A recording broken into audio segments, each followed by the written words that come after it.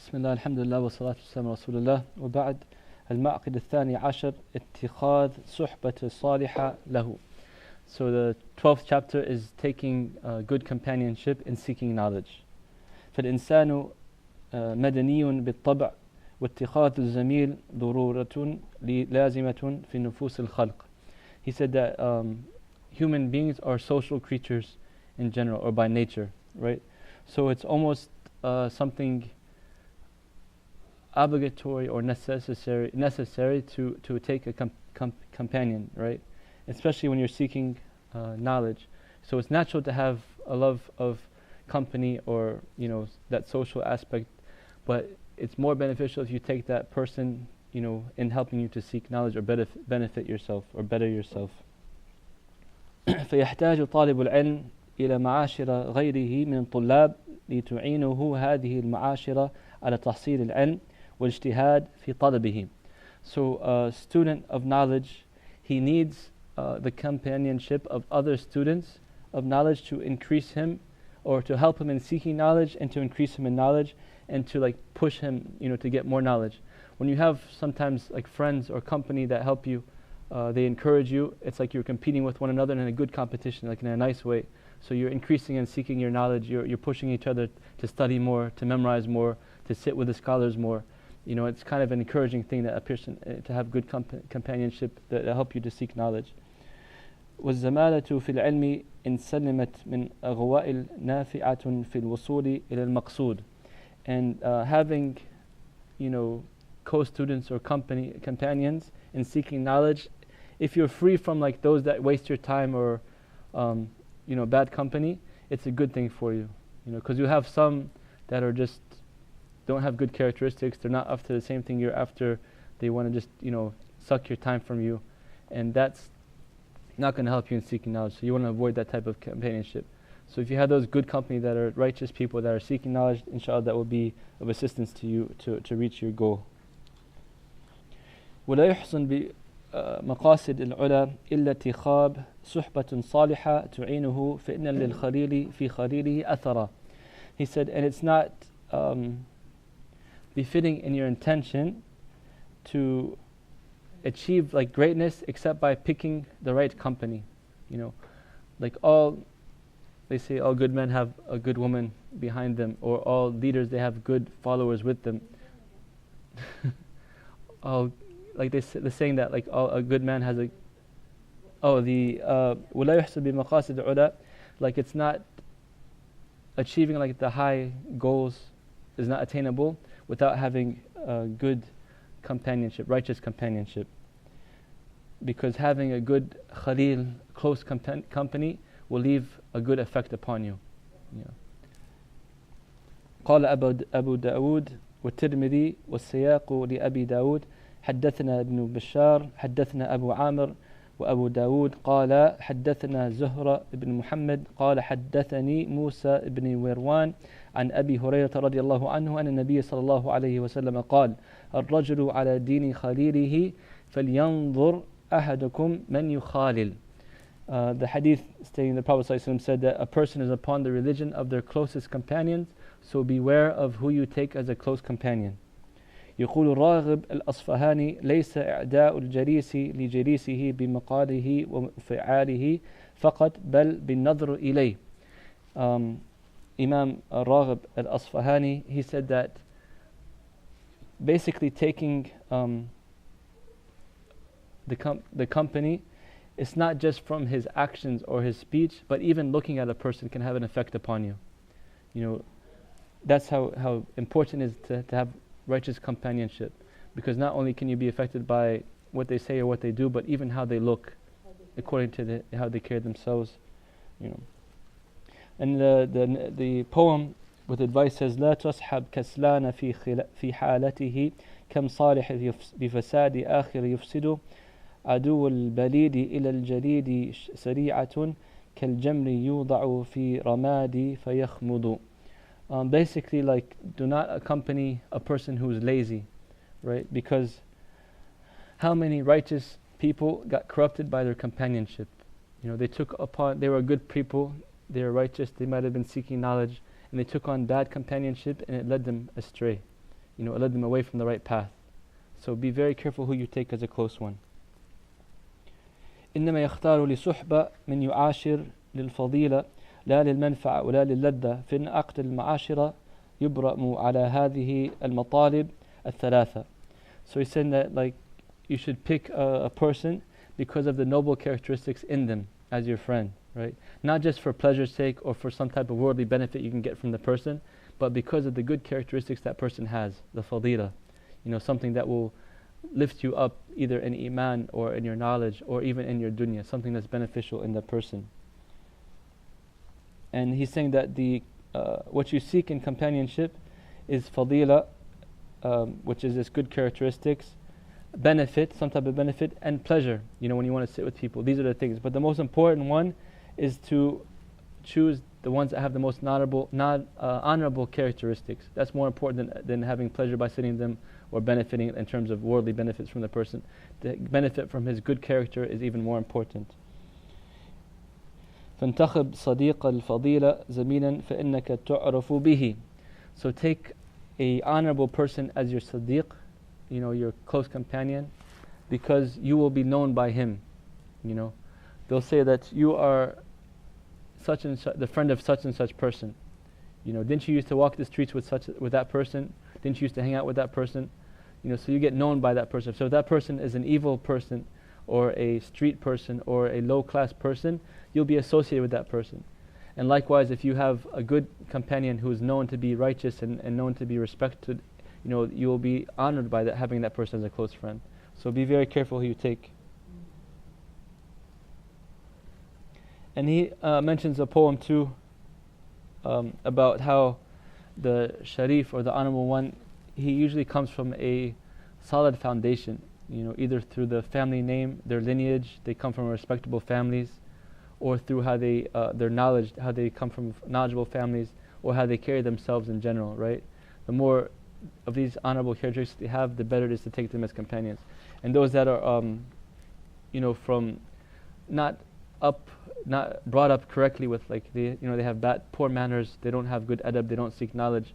These are the ones that you want to try to avoid, because they can bring you down.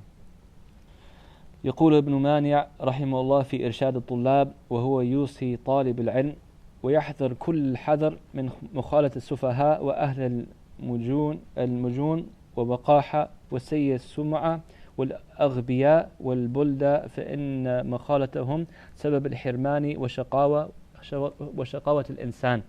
So this Imam, he's saying, be very careful to interact or keep company with the foolish ones, the ones that have poor manners, they can say anything anytime, they don't care, they're not respectful at all, they're not ashamed at all to say whatever.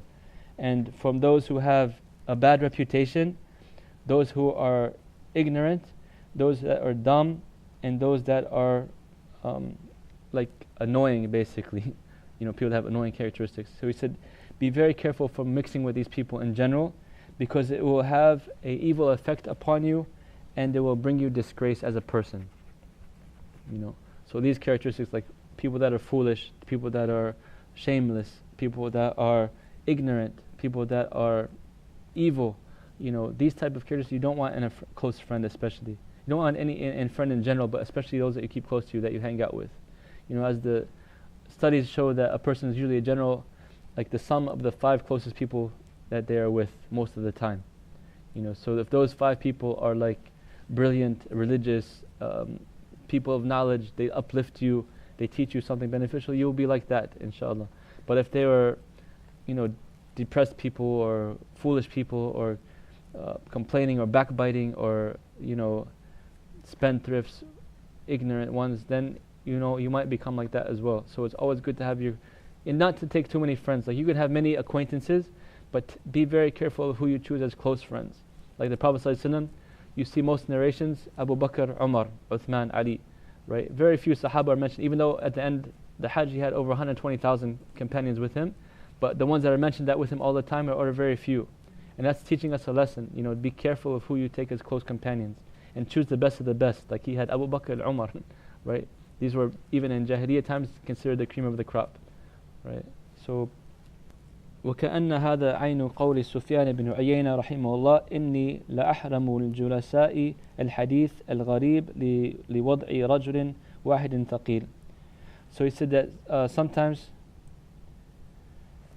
he will forbid those that are sitting with him from a hadith because like it won't be too heavy for certain people, right?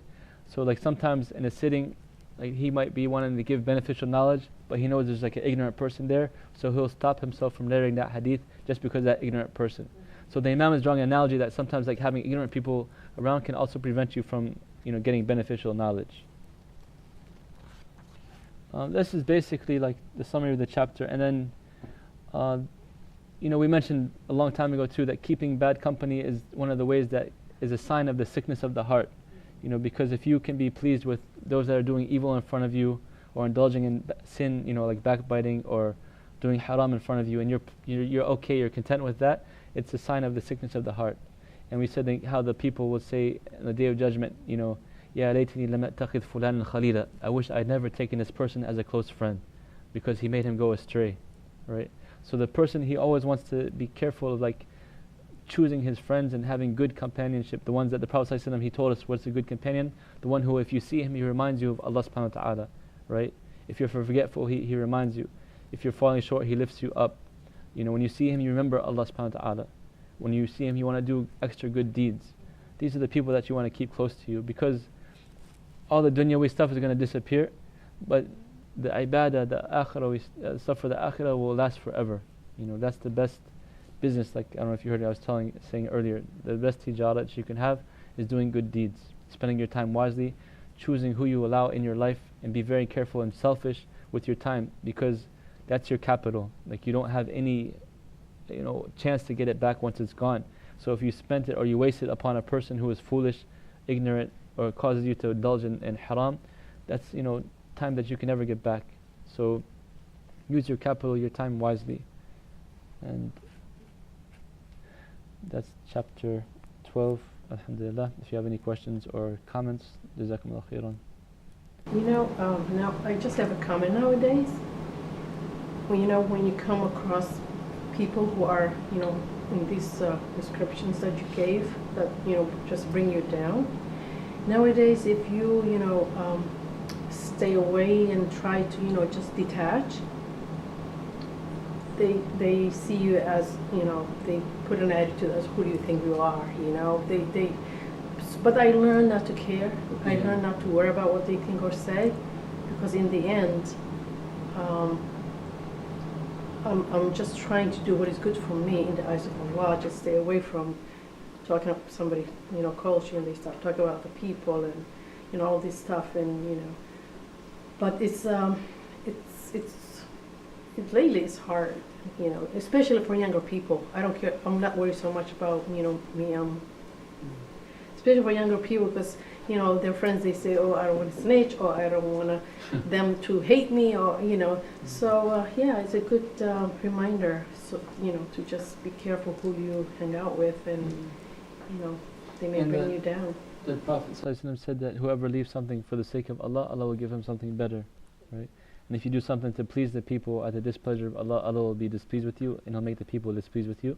But if you do something for the pleasure of Allah at the displeasure of people, Allah will be pleased with you. If you do something at the displeasure of Allah, Allah will be displeased with you and make the people displeased with you. So it's not worth it at the end of the day. Yeah, fear Allah, and Allah will make for you a way out from ways you don't even expect. That's it. Yeah. That's like, because if you think about how long the dunya is, it's yawman aw ba'da yawm. Your whole life is going to feel like a day or part of the day. So how do you spend that day? Like we're going to regret every second we wasted. So, like, with all due respect to those, that are going to waste your time, really, who cares? You're going to be upset, alhamdulillah. You get on board, or leave me alone, that's it. Yeah, inshallah. Yeah, exactly. The thing is that I, if I'm not mistaken, please correct me, I think was during a fiqh class, we're talking about, manners and, adapt in Islam. And we're talking about, a particular issue that if somebody just unexpectedly comes knocking at your door, you can just say, I'm sorry, I cannot welcome you. And it's your right within Islam to do that. Yeah. It's not, because we think, oh, it's rude and, this person's going to feel bad. And then, but if they just come at your door and you don't open the door, you open and at the door you say, I'm sorry, but, it's acceptable. Yeah, it's acceptable. You don't have to, somebody calls you, you don't have to answer. Somebody texts you, you don't have to. Because sometimes we're so used to like instant, because you think about in the past, I think they had such blessing in their time because they had such minimal distractions.